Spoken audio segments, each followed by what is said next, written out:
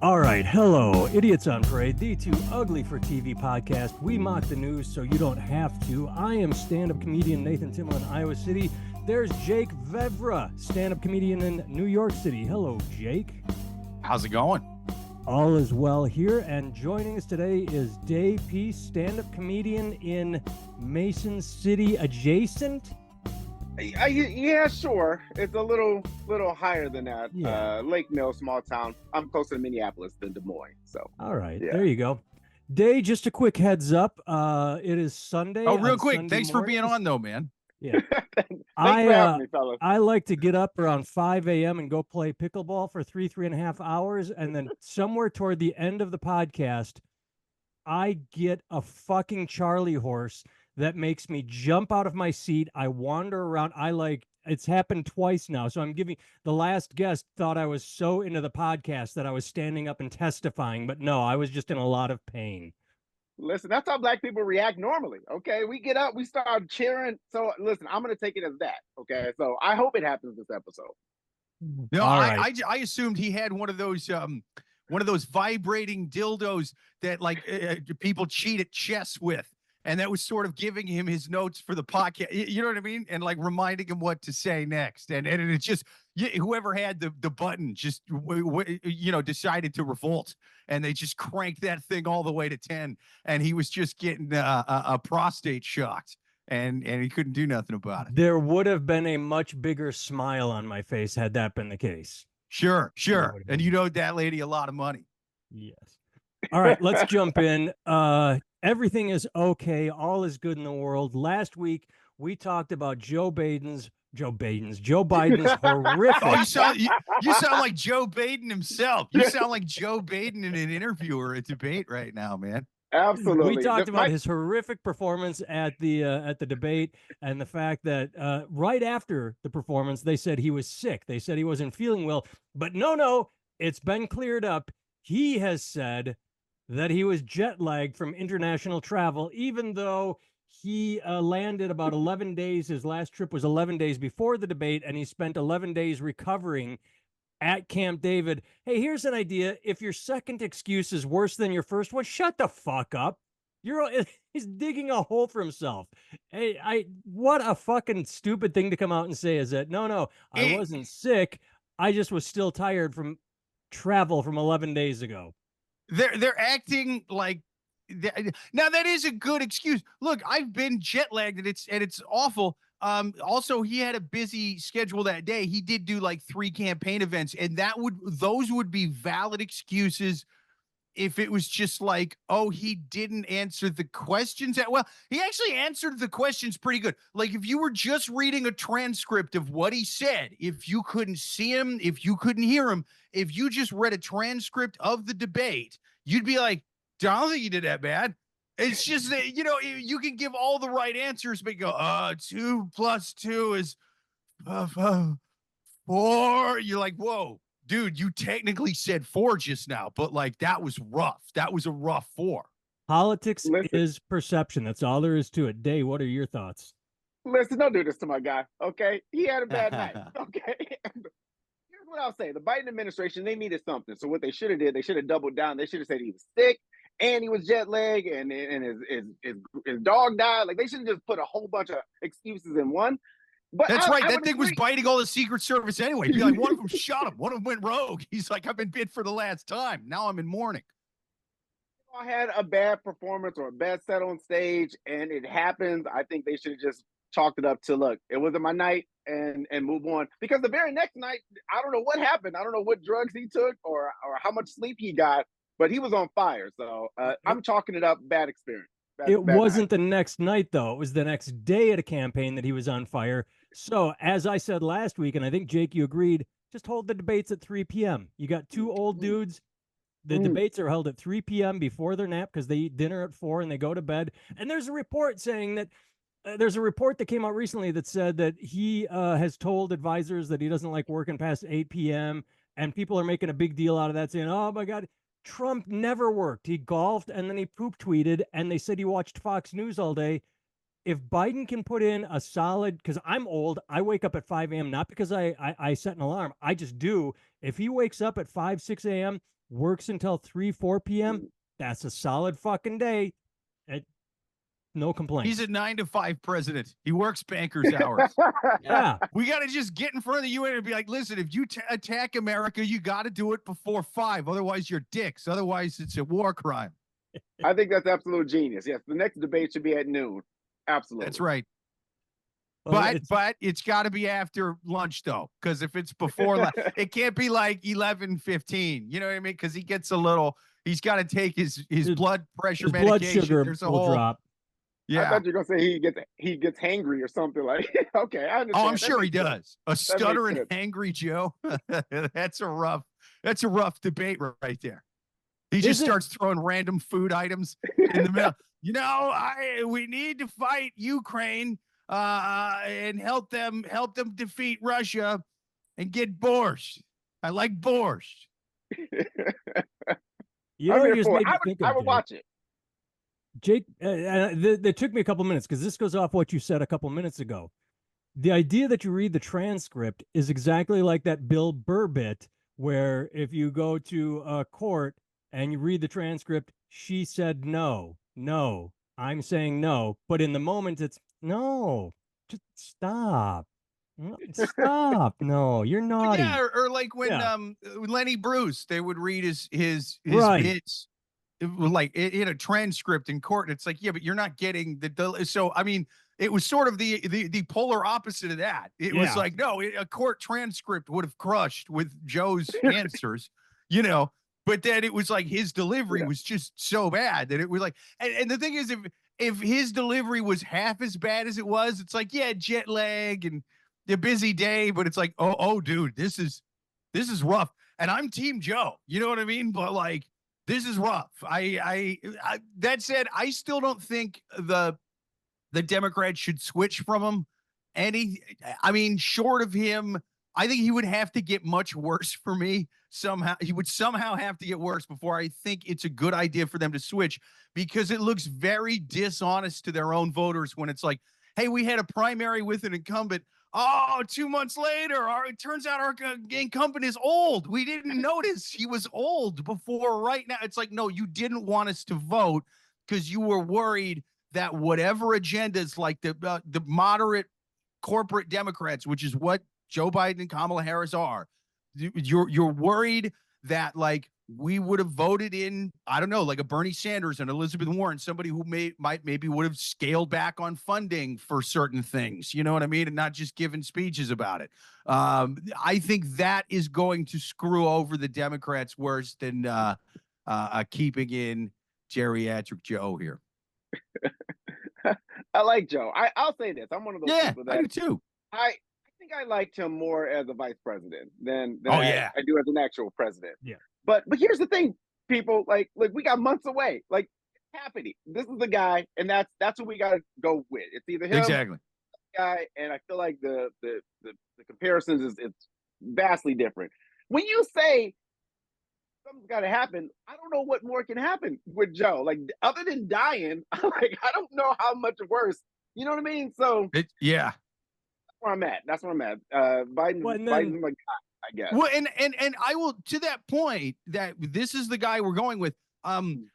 Everybody who's saying they should switch to Kamala or do some kind of brokered convention thing because Biden's too old, their concerns are valid. It's not like they're crazy. But it's just that if this was 6 months ago, I'd agree with him. If it was before the primaries, I mean, the saying Republicans fall in line, Democrats fall in love. The worst thing you can do with that party that has to fall in love and be like, hey, this is the new guy now. Or new lady. No, it turns out he's old. We didn't. Did you guys check his age? I didn't check his age before I said go with the incumbent, and then we didn't primary. It turns out he's old. That's the worst thing you could do for them. I would have been okay if he was a one-term president. You know what I mean? Like, hey, I did it.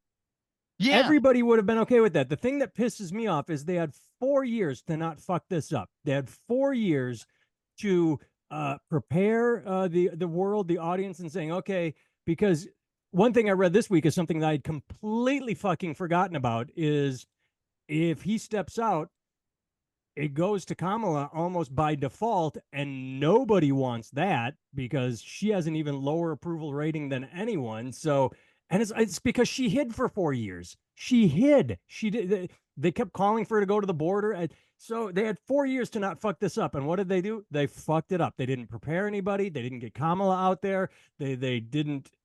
Look, I don't even think Kamala's a terrible vice president, man. How in the news are most vice presidents? They're normally a bit of a joke, man. Like compared to who? Who's the gold standard for vice presidents? Well, Dick Cheney made his presence known while he was vice president.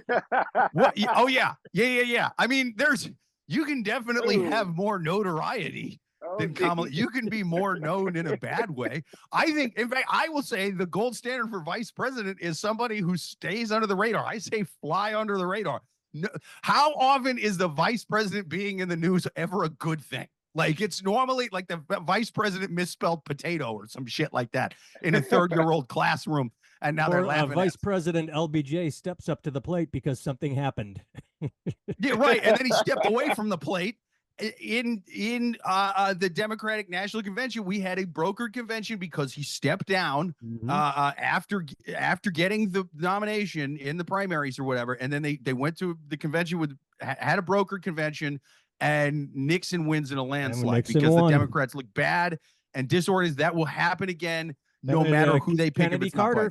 Kennedy primaried Carter, but it was a last minute thing. They should have just prepared for it for 4 years. Right. They should have. Yeah. I mean, yeah, but it's one thing primarying when you're the incumbent is different. Technically, Joe Biden primary this year, it's a different kind of thing than, hey, let's have a real primary because I'm not running. Yeah. Yeah. I'm a fan of Kamala. It's just this first 4 years to me reminds me of Obama and that administration, his first 4 years. It was kind of like I wanted more, and I didn't get a lot of that into the second term. So I like to believe that was the plan. But hey, Kamala, just stand in the corner for 4 years, and then this next 4, when we get Joe, then you can go crazy. So that's the hope. That's what I'm thinking about. But obviously, we'll see. But again, in my opinion, I think this is important to stress. I don't think they did a terrible job with what they've done in office. I think they did a terrible job with their campaigning. I think messaging. Absolutely. Yeah, exactly. It's kind of what happened with Hillary, where it's like, hey, we're qualified, you should get this. But the way you ran, I don't want to vote for you. So we'll see what happens in November. Well, let me ask you this, Day. You said you didn't get everything you wanted. What were you looking for? Because my ideal campaign right now, I can't believe no one has turned this into a fucking ad, and maybe they will in the future as it gets closer. But you literally say, all right, for the first 2 years of the Trump administration, he controlled they had all three. The Republicans controlled everything. And all they did was a permanent tax cut for the wealthy and a temporary tax cut for middle class.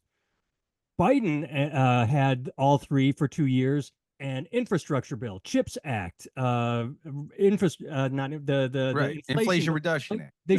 They should just line up everything they were able to accomplish. Super low unemployment right now. Yeah. They should line up everything they were able to accomplish, and then compare that, not just the 2 Trump years with all Republicans, but then say, since the Republicans took over in 2 years in, all they've done is say no. They haven't passed anything. They haven't brought legislation forward. They've just been the party of no. That's what they should be running on, is when you give us, we get shit done. We get shit done, and that's what they should run on. Oh, I 100% agree with the idea of when I say they got some things done, I think it was a pretty successful 4 years. When I'm talking about more specific with Kamala, like she was in the shadows, and I feel like for her to be so historic and for us to, it was a landmark. It was a landmark for her to even be first, also a landmine. She had to dodge him every time she opened her mouth. I wanted her to be what she was when she was running. You know what I mean? Like, I feel like her voice got really lowered. And again, maybe that's just by design, and maybe the whole plan is, hey, it's all about Biden until he dies, and then you can be the one. That's what I want. I just wanted her to be more in the spotlight. I think it would have needed to happen in terms of having voters really support her in a general election that might not always vote, because it's like, well, now she's the head on the ticket, but there was a primary a few months ago, and it's not like Biden got hit by a car. If Biden had an amazing debate and they got hit by a car, and it's like, oh, now we got to go with Kamala. Yeah, I think people would be a little more understanding, but I think there's a lot of people, whether they went with Kamala or Gavin Newsom, no matter who they went through, no matter who they pick, no matter how they pick, the voters are going to be very suspicious of the Democratic Party. They're going to be like, you intentionally kept him in past the primary so we couldn't primary in somebody that you, the establishment, didn't want. Whether it's because of I don't know, somebody's going to actually do something to that BlackRock company who's buying up all the houses and driving housing costs. You know, somebody's going to do something about that. But, you know, the corporate Democrats maybe are a little more in bed with that. Somebody's going to actually pull funding from Netanyahu, something like that. I don't think you have to be a super huge, like, left-wing conspiracy theorist to look at whoever ends up replacing Joe after the primary and be like, you put this person there by design, whether it's Kamala, whether it's Gavin Newsom, whether it's Kevin Spacey playing his character from House of Cards. You're gonna bet you guys wanted this guy in there for whatever reason. You didn't want us to vote. Okay, before we change subjects, I will ask both of you. It was an amazing show. I have the fifth season.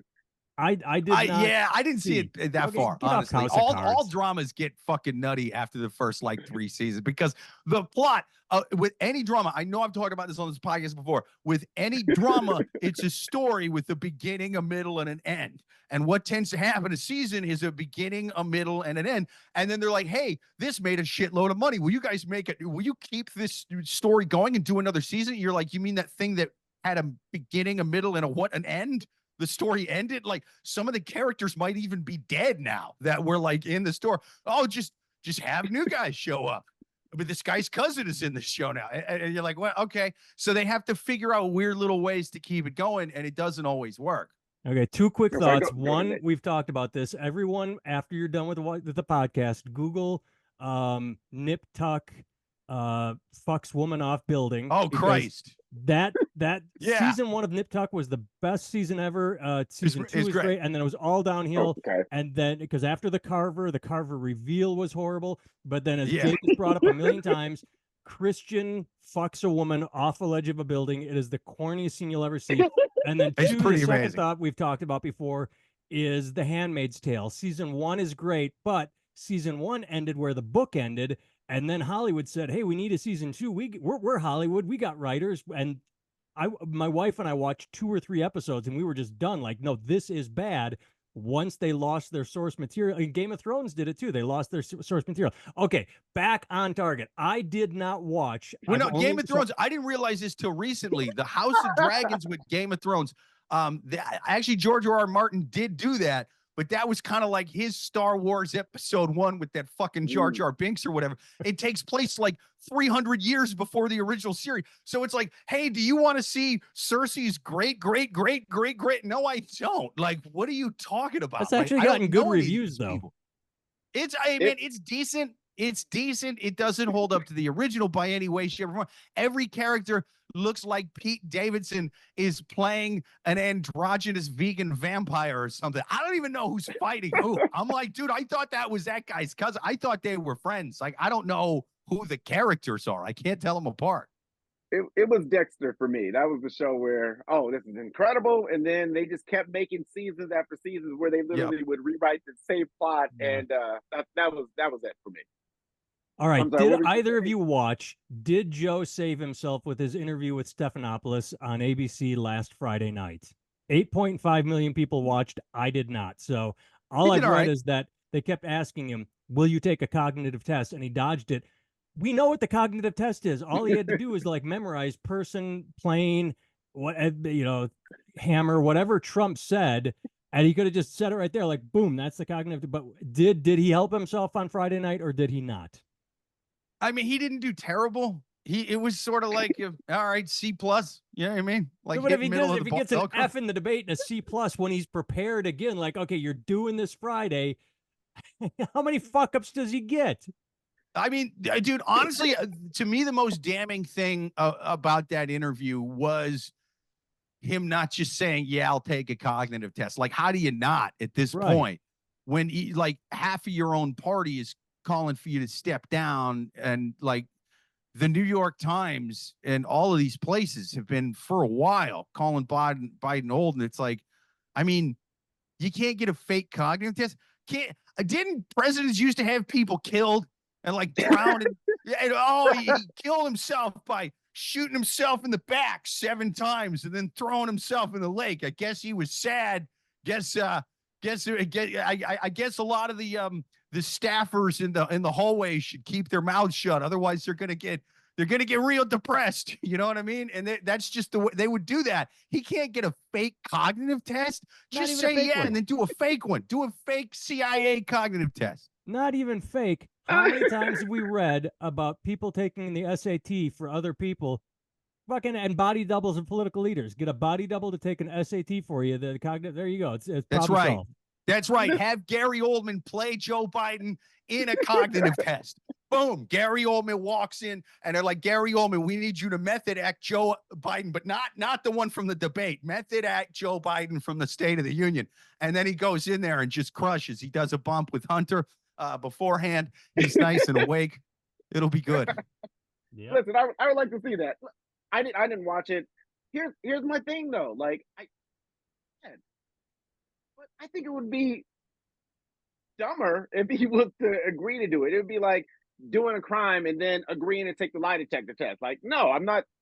Maybe I could try to beat it, but I don't think Biden should try to do that. I don't think he should try to put himself in any position that's going to make him look worse or anything like that. I think he should just focus on what he needs to do and just try to win this election against who he's running against, which shouldn't be even as close as it is. So it should not, but yeah, that's true. And I do see what you're saying. He can't just say yes and then actually go through with an honest, independent cognitive test. But look, neither did Trump. His guy was Ronnie Jackson. That was his doctor. Like that guy who's now like a Republican congressman and got like I think he got like disbarred or something, or his medical license got revoked because he was like prescribing people all kinds of wild shit like ketamine and like crazy strong opiates and stuff in the White House. There was all kinds of crazy shit he was doing in there. Yeah, it was the opiates. I remember that. Yeah, Biden he doesn't need to do anything that gives the other side any ammunition. So no. I'm okay if he doesn't do any of these things and just again stay focused on what they need to do. No, I agree. His way of answering it was kind of dumb too. If he just flat out, if he would have been stronger with the whole, I'm not taking one because it is beneath the office of the president of the United States. He should have looked right in the and told him to go fuck themselves.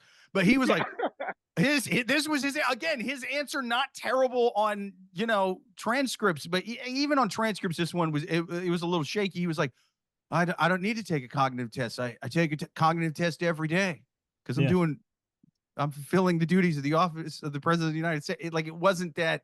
He should have just flat out said, no, I am the president. It is beneath the office. Do you want me to piss in a cup too? Would you like me to stand here like a parole officer, George Stephanopoulos, and watch me urinate? Do you need to see the urine come out of my dick to make sure that I don't have a fake balloon?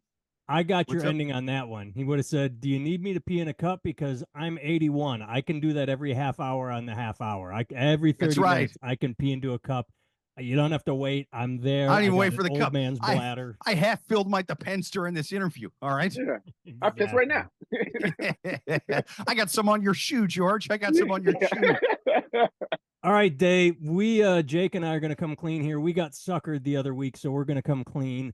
The Huck Tuah girl, we had said that her dad's a preacher. Oh, she got fired from her job.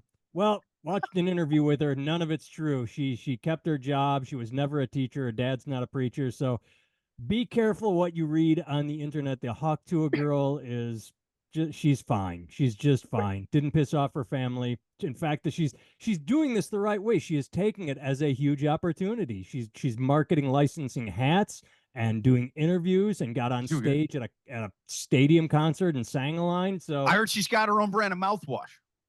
That's hilarious. Now that she should. If they haven't done that, 100%. They fucking should. Listen, Jay, you should write for the president, and I think you should also be behind. Her name is Haley Welch. You should be behind her whole campaign ad because that's right. Mouthwash would be hilarious. Listen, It'll be Senator Hawk 2 girl by the time I'm done with it. You mean to tell me something on the internet was not true? I know, we've and seen we this fell all. for it. We full on. That's right. We thought it was great. We were laughing and saying, "Oh shit, her dad's a preacher," and nope, we hook on. The internet's filled with lies. Watch, we're gonna find out next week. She's never even sucked a dick. You know, Yeah, right. she just heard that from some. She's a friend of hers. lesbian. Yeah, she's like, I'm a closeted lesbian. It's Nashville. I'm from a small town in Tennessee. What I do is I really sell the whole straight girl thing. You know what I mean? I method act this. Nobody saw this coming. No pun intended. That I like pussy, hate dick. Ugh. I hawk 2 on it and then I leave the room. Yeah, I feel like it's gonna get to the point where they're gonna be like, prove it, and they're like, bring out the dick, and she's gotta like fit on these dicks to show that she's authentic. We've seen this before. We've seen these people that are just normal get viral off of these moments. I would agree that I do like the way that she's going about things. I think it's pretty strategic. I feel like she's got a team early. And she's a young girl. She's only 21, but she's getting deals. She's doing $30,000 appearances in New York, and I think like we're gonna see her in comedy clubs, or she's gonna be selling out something because the fascination that we put on these individuals. I got nothing against her. I like a little Hawk Tuah, so I appreciate it and thank you. I feel like she's speaking for the unprivileged. she's a voice for these hoes that need to be out there. That's right. Nothing I hate more than a dry, toothy blowjob that I'm supposed to pretend to feel indebted for. Nah. Learn a little goddamn technique. Have some decency. The Hawk 2 girl is doing the Lord's work, I say.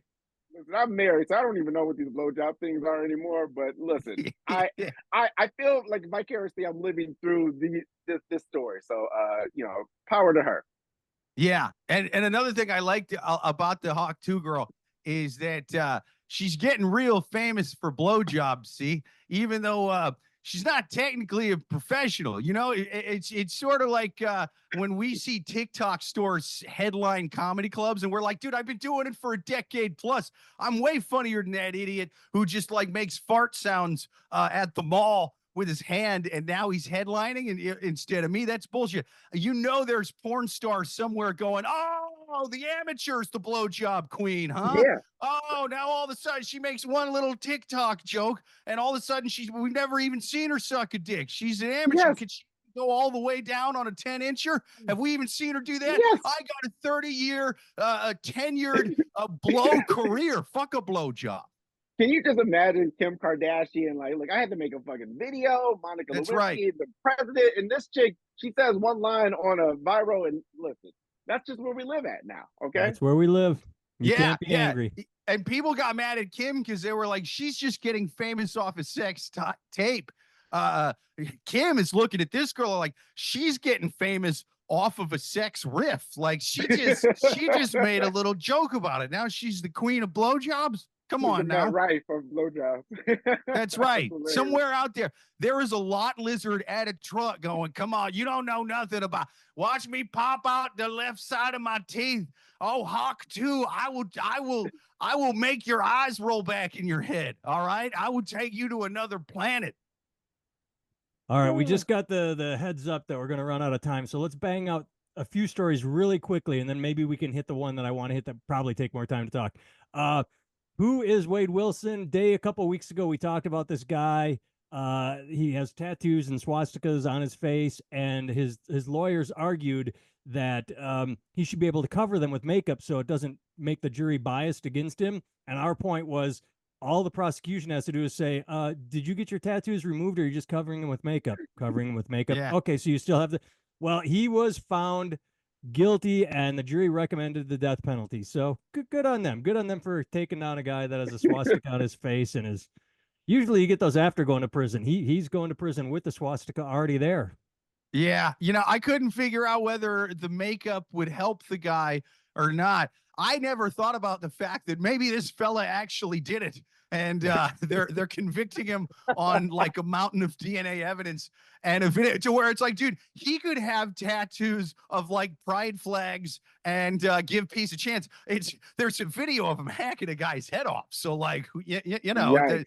The tattoos don't matter as much as the fact that the victim's blood was in his jockey in his apartment. Like it's you know.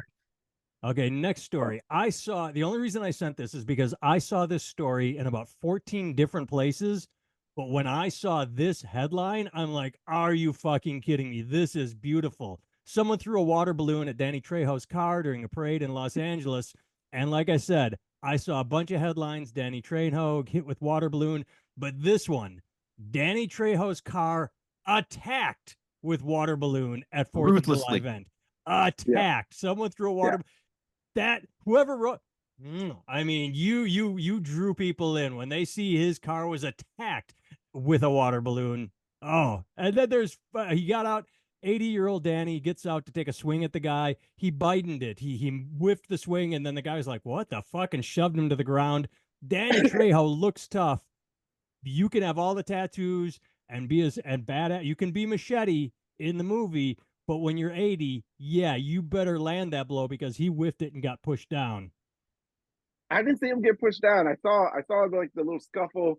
Yeah, again, he's 80. I don't understand what he was trying to do. And I'm from Detroit. I saw a viral video. People used to like they take firecrackers and they throw them at cars, or not firecrackers, like the fireworks, or whatever. That's an attack. Okay, right? Yeah, water.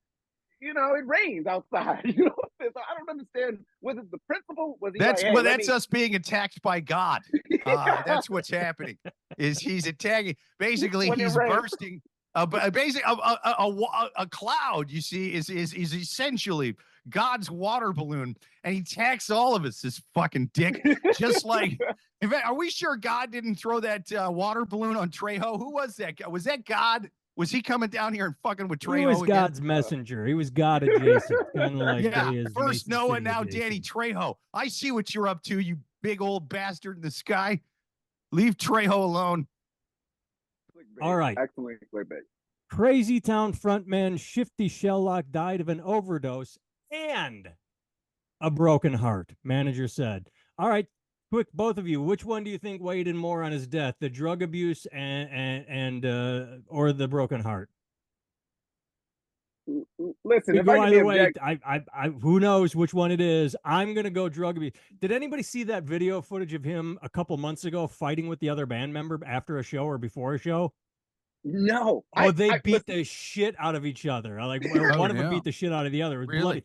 Look it up. Look up what was it? Crazy Town? Yeah, look up Crazy Town fist fight. And they got into they're playing like, it's very sad. They were playing like a carnival in the middle of nowhere. Like they'd been reduced to the state fair, not state fair, but the county fair level. And they were just beating the shit out of each other. One of them was all bloodied up, and well, here he is. He's dead of an overdose. I forgot about this story. This is just kind of bumming me out. Like, I feel like even riffing on this would be hawk-tooing on this man's grave. You know, I don't want to do that. I don't want to make. I'm just making fun of the headline. I'm not making fun of him. I'm making fun of the headline. He lived a tragic life, drug overdose. But when you say he died of a drug overdose and a broken heart, I'm going to lean more toward the drug overdose. I'm not making fun of him. I'm making fun of the media because I love reporters and their shitty fucking writing.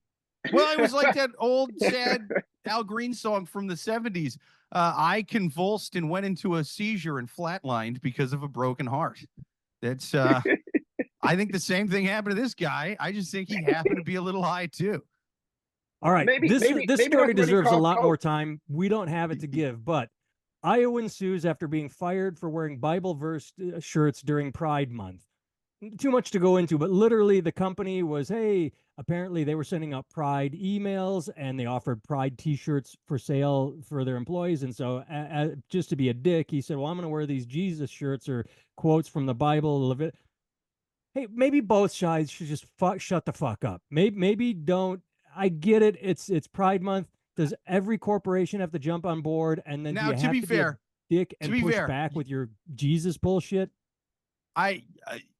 It wasn't just hey, Jesus says to turn the other cheek or whatever. It was quotes that were like, hey, according to Leviticus, we should stone the gays. It was like really homophobic shit. It was like take back. It wasn't just a cross shirt. Yeah, no one's gonna get fired for that. It was like a specifically homophobic take back the pride, take back the rainbow from the gays kind of shit. Yeah. And it's like, Yeah. dude, for him to sit there and go, I can't believe I'm being persecuted because I was a Christian. It's like, look, if somebody is not going to get fired for showing up with a rainbow t-shirt. However, if they show up with a Christians against or a queers against Christian shirt, that's a little bit different. You're going to get a talking rainbow. to.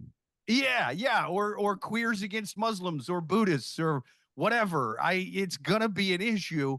So yeah, this guy knew what the fuck he was doing. It wasn't. Well, I'm not saying he didn't, but why don't both sides just fuck off so that we're not always fucking doing this to one another? I mean, it's you have one side that says, oh, we're gonna celebrate this, and then the other side has to be an asshole and says, okay, well, I'm just fucking everybody's button heads because nobody can just like let shit go. Like, Pride Month, not for me. I'm not gonna, I'm not gonna get involved. They gotta fucking.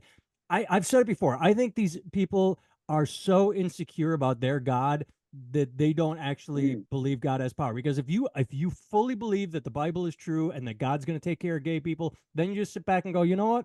You're gonna, it'll be your thing. You don't get in their face. That's just a sign of insecurity that you don't really trust. You don't have faith in God. Because if you did, you'd trust God to do what God's gonna do. I like that point of view. Go ahead. No, go ahead. Sorry, a little bit of lag. No, we got 51 seconds. This one's incredibly layered to me. Like, first of all, his name is Cosby Cunningham, and I don't trust people with the name Cosby, so that's one thing. Or Two, Cunningham. like, I don't like Cunningham either. Two, like that says his rich daddy's gonna get him off from whatever the hell he did when they drank his coffee. It's a TV show. It's Opie.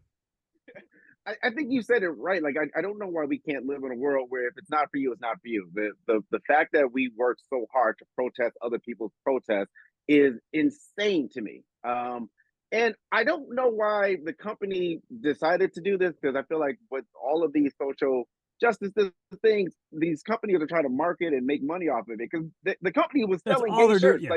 Like, hey, if you don't got gay shirts, we got you. We'll take it out of your paycheck. So listen, it's weird, but it does not surprise me that it happened here in Iowa. All right. Jake can be found at Jake Vevra on all social medias. I can be found at nathantimmel.com. Dave, before we get cut off, where can people find you? Dave P's Comedy or Comedian Day, Dayday. All right. There we go. Thanks for joining us. Joe Biden needs to step down and be replaced by the Hawk 2 girl. She's the only one that can beat Trump. I actually agree with that.